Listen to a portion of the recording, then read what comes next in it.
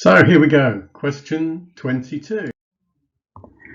So you may have encountered a question like this before with numbers, something like this, to express this number, let's say 3 over 3 plus root 3. It's a question about having an integer denominator or rational denominator. So we're rationalizing the denominator. And with a question like this, 3 over 3 plus root 3, what we would do is multiply the top and the bottom by 3 minus root 3. And by doing that, we're only multiplying by a very special version of the number 1 after all. So we're not changing the value of the original number.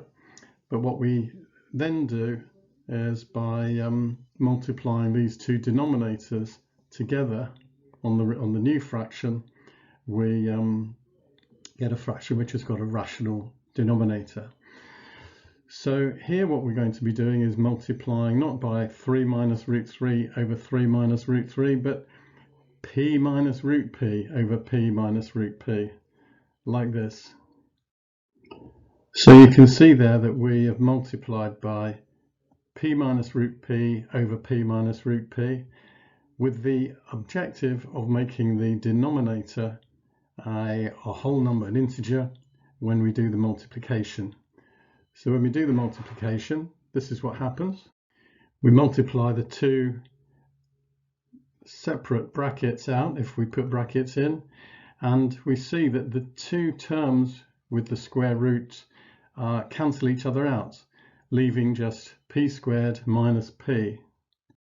So there we have it. We've got an integer denominator, which is good because p is an integer, then p squared minus p is also an integer. But hang on a minute, it says simplified as far as possible. Well, if we look at that denominator, it's possible to factorize it. When we do, this is what happens. We factorize out the p on the denominator, which then means that p is a factor of the numerator and the denominator. We can cancel the p's therefore and give us a new fraction which is as simplified as it possible. So there's the final answer. Did you get the same answer? I hope you did. If you did, well done. And we'll move on to the next question.